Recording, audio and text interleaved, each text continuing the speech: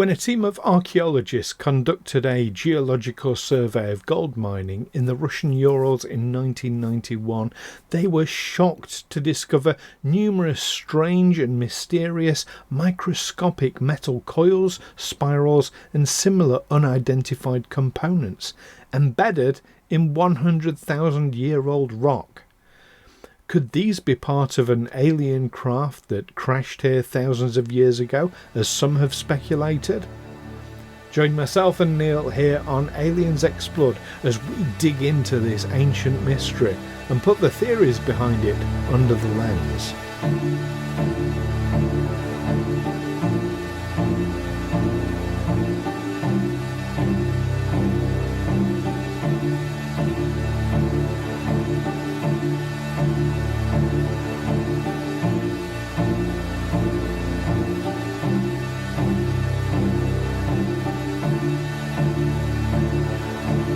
Aliens Explored is a weekly podcast exploring famous and obscure cases of UFO sightings, alien abductions and other strange events from both a believing and a sceptical perspective, whilst keeping an open mind.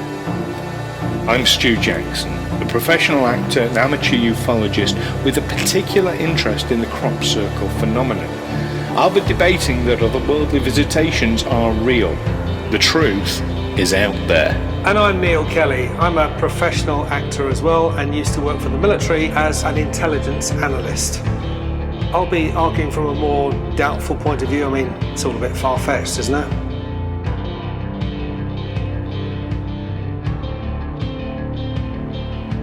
Hello listeners and welcome back to another episode of Aliens Explored, your favourite podcast looking at the mysterious skies, outer limits, bottoms of the sea, smoke-filled back rooms. I'm one of your hosts, Neil Kelly. And I'm your other host, Stu Jackson. I love it when you say your favourite podcast. I mean, it's of course it quite is. an assumption. Why wouldn't it be? Oh, no reason at all. Yeah. And we're your best friends. We are until you ask us to borrow money.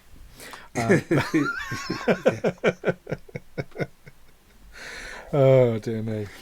So what are we going to talk about this? How are you, by the way? How are you keeping? I'm good, thank you. I'm good. I mean, it's easy to forget because we record these sort of in batches, so we'll go straight from one recording to another. And in the previous recording, we talked at length about how we are. And then it's like the next one. But our listeners... Yeah, I'm fine. You know, same as I was last time. Sometimes we don't bother chatting. Sometimes we do. But now you know why, listeners. See if you can spot when the breaks are in our recordings. I'm good. Yeah. Good. Lots of Star Trek going on, so that's keeping me busy and occupied. You do set yourself some heavy workloads in that respect, don't you? How many movies you've got to get through, or are you going to do the whole series right from the start? Or well, Star Trek. Yeah. Well, there are 14 movies. There are about 11 different series now. Right. Yeah, there'd be a lot to get through, but I do rewatch them over and over. But there's new series at the moment. Currently got Lower Decks, Star Trek Lower Decks, the animated series. Okay. Series. Is it true to its origins? It's canonical.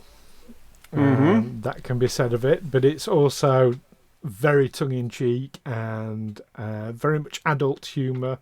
It's done by the creator of Rick and Morty, so if that kind of humour is your style, but it's also it's an absolute love letter to Star Trek as well. So right, yeah. So our listeners know what to expect when they tune into Below Decks. I mean, every single series of Star Trek is completely divisive amongst fandom, but you know, this one's no different. But that's not what we're here to discuss. I have an entire other YouTube channel for anybody interested in this. Go to Hailing Frequencies. There you go. If you're interested in Star Trek. Quick advert there. But no, we're here to talk about some interesting items, components that were discovered in the Ural Mountains in Russia back in 1991. Now, normally when we talk about ancient things, we're talking about ancient monumental structures, aren't we? We're talking about very, very big things, because people suggest, well, there's no way the indigenous people of that area at that time could have built something like this. They must have had help, which I'm very sceptical about. So today we're talking about some very, very tiny things that were found. Yes, absolutely. Now, before we go into that specific stuff, better explain about the Ural Mountains, just in case any listeners are not familiar with them. This is a mountain range that runs basically from the north of Russia to the south of Russia, basically bisects Europe and Asia. So it's some way to the east of Moscow, isn't it? It is. Yeah, so is that the demarcation? Is that where Europe ends and Asia begins, basically? Sort of roughly. It's like here in the UK, you've got the Pennines between Yorkshire and Lancashire. Okay. Thankfully, he says he's a Yorkshireman. Yeah, it's kind of that, but much bigger in scale. It is the Ural Mountains are amongst the oldest in the world. Are they? Yeah, they're estimated to be around 250 to 300 million years old. I thought all mountains were kind of that kind of age. No, apparently not. Okay. They're different sort of eras that they come up in, but and I don't know if this is relevant to this particular topic, but I can see how potentially it might be. The Ural Mountains are also the source of a lot of mineral resources that are absolutely essential to industrial development as well. So there's copper and magnesium, there's gold in there, but all kinds of things, but it's quite rich in its mineral deposits. Okay. But what we're talking about is the discovery of artifacts that their shapes suggest that they're not naturally occurring metal fragments. They've been manufactured. They're in the shapes of coils, spirals, shafts, other unidentified components. The largest object measures 1.18 inches, and the smallest is only 1/10,000th of an inch. How did they find that? Well, the way they discovered it, so this is back in 1991, this discovery was made, and it was made by a team of archaeological surveyors who were looking for gold, basically doing surveys looking for gold, and they'd have been looking for trace amounts of gold, I would have thought, in the soil samples and what have you. They had dug quite deep to get to where these I'm going to call them components were. They'd gone down 30 foot. Okay. Which puts them, because we've talked about sort of how difficult it is to age things before on Aliens Explored, but aging metal is particularly difficult. So the way you do that is you say, well, here's, it's at this sedimentary level, which we know that that sedimentary level was formed around about this time. So they were at the 100,000 year level. Okay, but we don't. And that's the only evidence they are actually 100,000 years old. They're at that level, but with our current levels of technology, that's the only way we can determine that. You can't just look at the thing itself and say, "Oh yes, this is 200 million years old." And this is where it's an out of place object. which is a term, an official term I discovered quite recently, an out-of-place object. Something that you wouldn't expect to find. They've... so it was at this 100,000 year level. They've found lots and lots of these things, fragments, mostly fragments of larger pieces of things, but made of some interesting materials in themselves, notably tungsten. Now, tungsten's a material, it's quite a rare metal in of itself, but it's a metal that's particularly useful for withstanding high temperatures. So it's used in, I believe they use it in semiconductors. They do use it in spacecraft, in satellites. Well, one of the things that's being suggested is that where these components, these tiny fragments were found, is not that far from the Plesetsk Cosmodrome, where there may have been all kinds of experimentation going on. So it's been suggested maybe these have fallen off, dropped from rocket parts, that they are to do with activity that's happened nearby. Okay, I'm going to sort of counter that suggestion a little bit and say, well, if that was the case, if it was like a rocket that had gone off course and crashed or something like that, you'd have the rocket wreckage. Just thinking of as a rocket takes off, one stage falls back to Earth. It's all part of the process. You'd have that stage. Scattered around. Yeah, you'd have that stage. Also, it wouldn't explain how it got 30 foot underground. No, that's the really curious part of this, and it's not like you would go up and bury something like this 30 foot because the chances of it being found are so astronomically small. It was spread over quite a wide area. It's been found, so the concept of it being something that has sort of crashed into the area is not an unreasonable one. Well, I'd say there's a suggestion that it was debris left behind from test rockets being launched from Plesetsk space station, but the Moscow Institute apparently determined that they are far too old to have come from modern manufacturing, although they look like they've come from modern manufacturing. Oh, absolutely. When you see them under a microscope, you can see striations there where it's been worked and and formed. The coils themselves are like absolutely they're almost perfect. I would say, but there are all sorts of, like I said, there's sort of coils and almost like springs in there. There are loops. The Russian Academy of Sciences in Syktyvkar said the largest pieces found are mostly copper, whilst the smallest are made from tungsten and molybdenum. Is that how you pronounce it? Molybdenum? I'm not 100% sure of the pronunciation. I've only seen it written down. Yeah, but that one.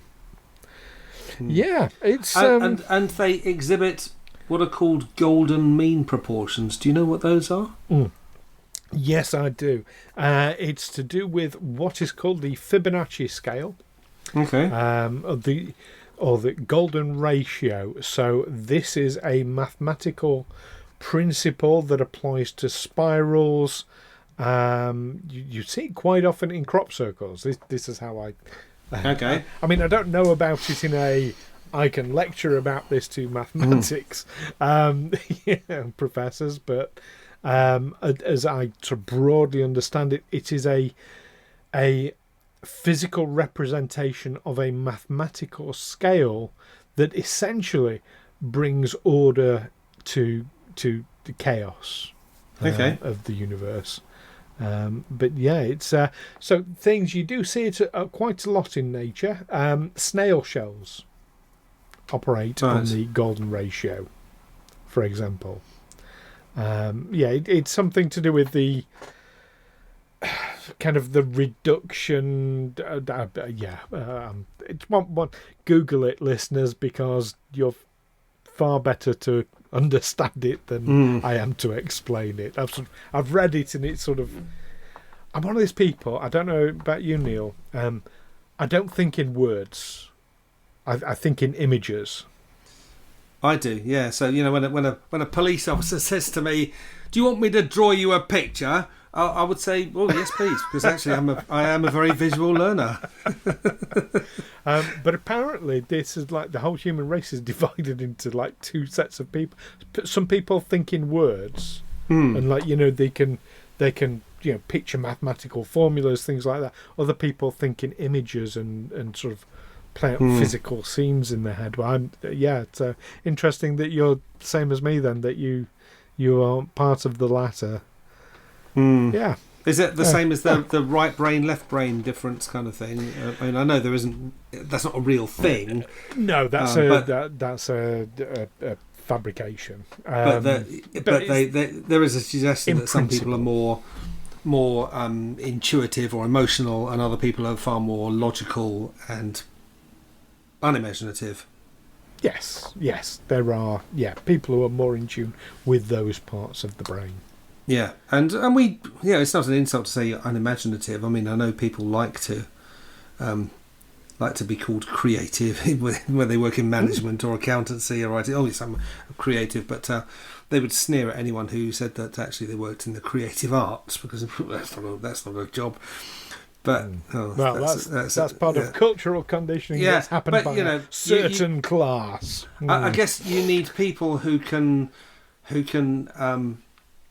wander the realms of fantasy and possibility, and to be anchored by someone who's more grounded in reality, if you like, a bit Mulder and Scully, that kind of thing. I don't believe the two things are mutually exclusive. I'm very good at separating. For example, we were talking about Star Trek, and now here we are talking about on Aliens Explored. I separate this absolutely completely in my head. One is like I put things into boxes mentally, like my Star Trek. That's my fantasy, that's my entertainment. It's very important to me, but that sits in the fantasy box. This stuff, no, this is stuff that has actually happened, and we want to get to the bottom of it. So I don't ever confuse. I've been accused of this many times, so maybe I'm a little sensitive to it, but I've been accused many times because I have an active I like playing like Dungeons and Dragons and things like that, so I do have an active fantasy or access to the fantasy part of the brain. That doesn't mean to say I'm not capable of perfectly logical and systematic and anyway, as you say, most of us are a bit of both. Most of the people I know who play these fantasy games tend to be quite logical, mathematical people. They're absolutely. And creativity comes in all kinds of fashions. I mean, you talked about management. Creative solutions, creative problem solving is a thing. Anyway, we're getting off topic a bit. So back on topic. So these were discovered in 1991. They were studied in different facilities in Helsinki, St. Petersburg and Moscow. So four different facilities. Four different facilities across 3 different cities, yes. Yeah, so was the fourth one in Russia, or was it in Finland? Yes, it was in Russia. I think it was St. Petersburg. Two facilities in St. Petersburg, I believe. Okay, so they're doing it was a criticism of these aliens that were presented to the Mexican Congress, that they're not kind of sharing them. They're coming to their own. They're keeping their cards close to their chest as they study them. But these have been studied at different facilities, and the studies seem to have ended in 1999 with the death of Dr. Johannes Fibag, who is the principal researcher of the find. So that was kind of it, was it? That it was all on this one guy. Yeah. which is absolutely astonishing. Absolutely astonishing. Yeah, since then, nobody's sort of picked up the mantle to investigate these things, to look at them seriously. No. Someone has said on a Stack Exchange that all the reference they could find on the web post-date and either copy from or reference the original article that appeared in a publication called the Epoch Times. Is that where this was first reported? I couldn't tell you. The original source of the information is one of the books written by Dr. Johannes Fiebag, which was mentioned in the Epoch Times article. He trained as a geologist but was a writer of popular science books, focused on speculation about extraterrestrials. So we can see where this guy's coming from. The Epoch Times I find quite a dodgy publication. It's described as a far-right publication with which is really sort of particularly anti-Chinese communist government, because it's been affiliated with the Falun Gong religious movement, who are persecuted in communist China, but they also espouse other right-wing causes like Donald Trump, the anti-immigrant thing, and so on. So, bit MAGA, are they? Anti-vaccine. They've promoted conspiracy theories such as QAnon, anti-vaccine misinformation, false claims of fraud in the 2020 US presidential election, that sort of thing. So it's a bit of a right-wing publication. Okay, it's not something I read myself, so yeah. It's just something called the Epoch. Just that name is going to be. Wait a minute. What kind of newspaper is this? Which church publishes not this? A newspaper. Yeah. Where do they stand? Who owns it? I always want to know those things. I think it's very important. Regardless of that, whilst I find it very strange that yes, nobody's picked up where Dr. Fiebag has sort of left off.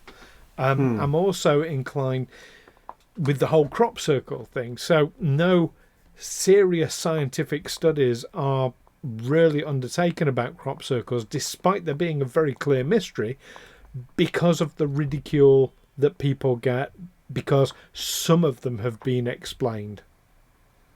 So, if you now look into, two pissed up blokes from a local pub went and made some circles in the 1970s. So, that must explain all of them there. Oh, never mind all these anomalies. Never mind, these blown nodes. Never mind these, the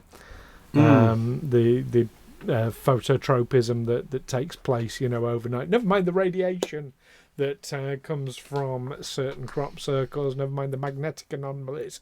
It's two drunk blokes from Devizes in Wiltshire.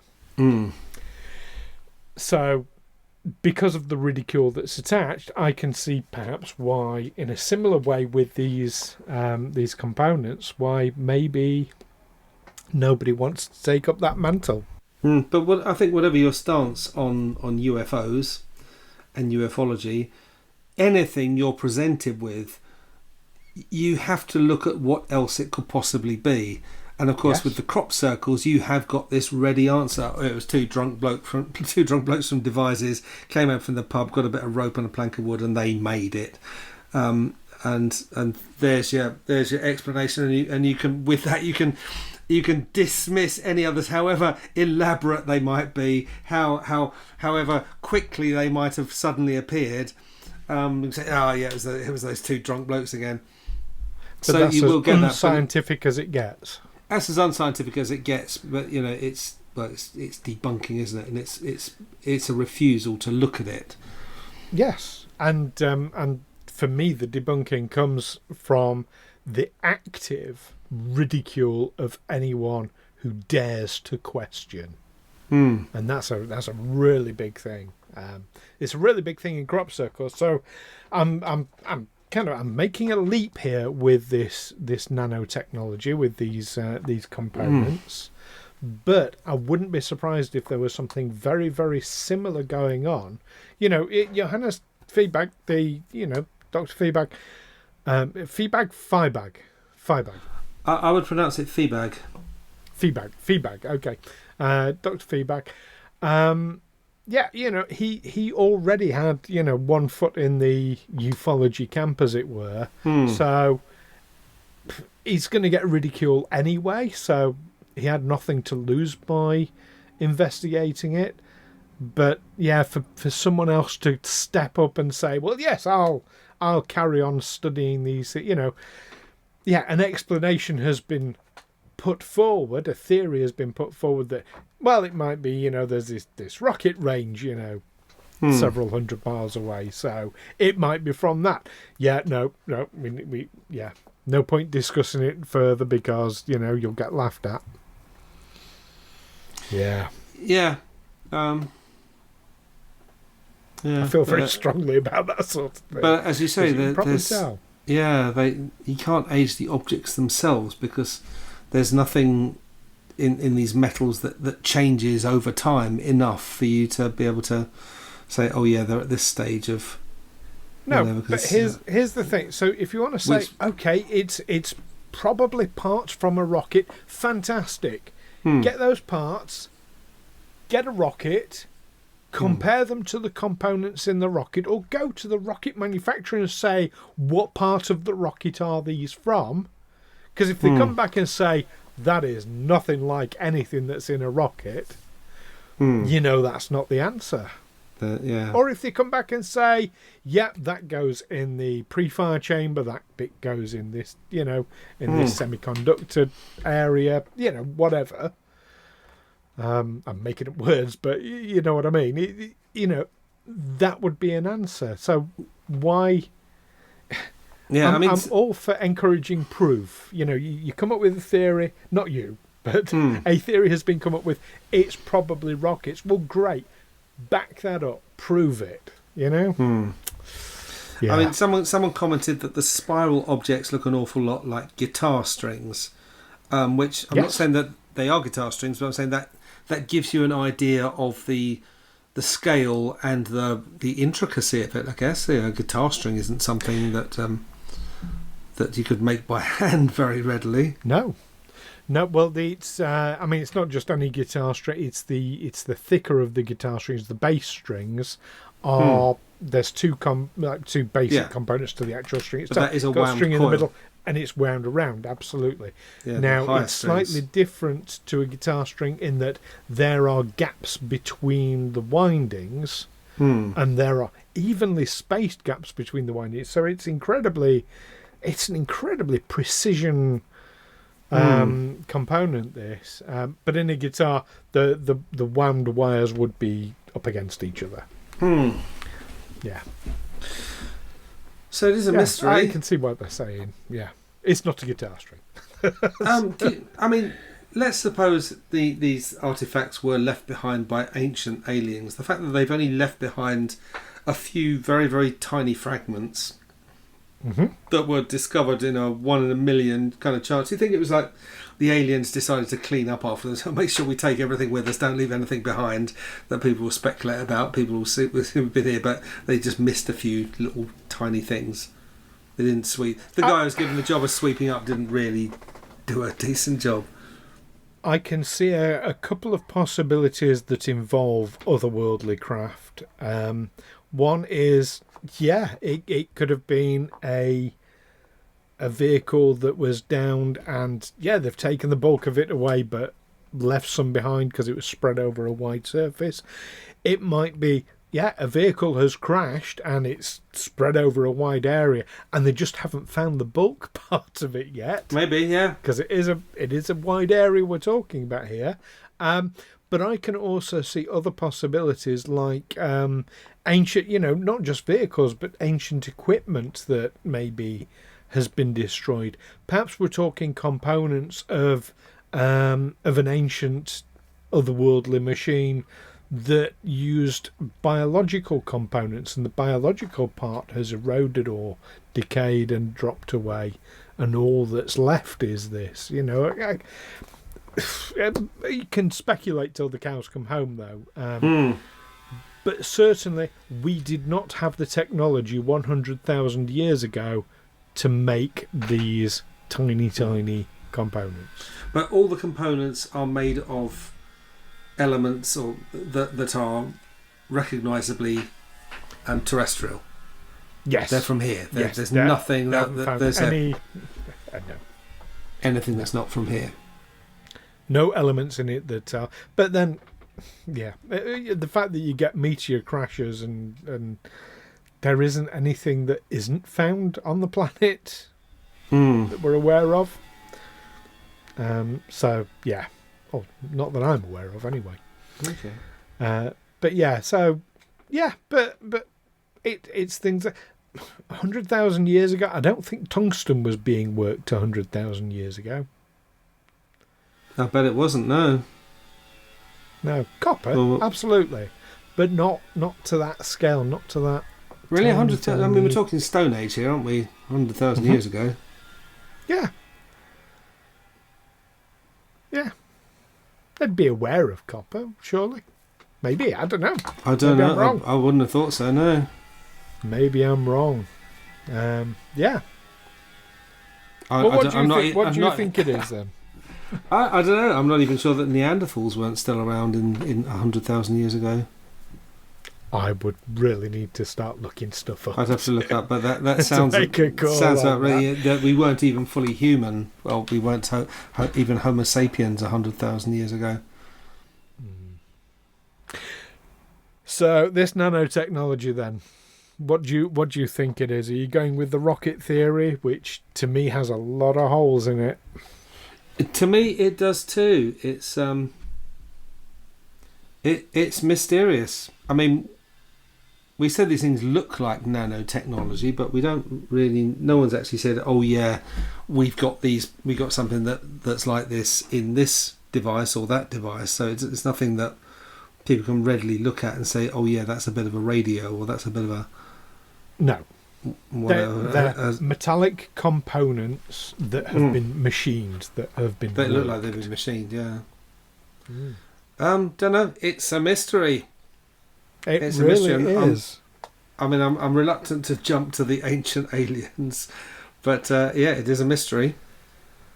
Oh well, I'm going straight down that route. I think this is some technology or parts of technology that have been left behind, perhaps inadvertently. Who knows? But you know what? I want to know what our listeners think about this, about these components, about these metallic fragments. Is it just all rocket science after all, or is there something more otherworldly to it? Let us know what you think. You can do so by emailing us, aliensexplored@gmail.com. Find us on Facebook, on Twitter, on YouTube, of course, and while you're there, do like and subscribe the channel. And of course, if you're one of our Patreon subscribers, you get exclusive access to our Discord server as well.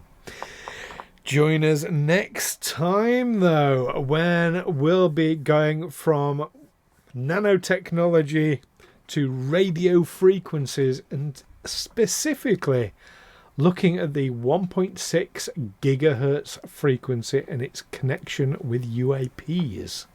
So don't miss that one. Looking forward to it. In the meantime, keep watching out for these archaeological digs, and be careful what you're standing on, because it might be ancient technology. And of course, keep watching the skies. Take care for now. Catch you next time. Bye bye.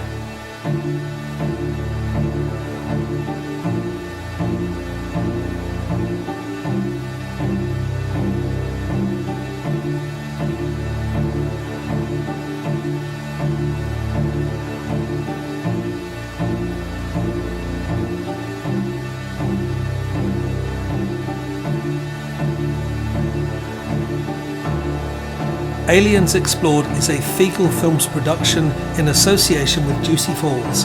Music by Darren Mafucci and editing by Stu Jackson. Find us on Twitter or Facebook by searching Aliens Explored, or visit us on aliensexplored.com.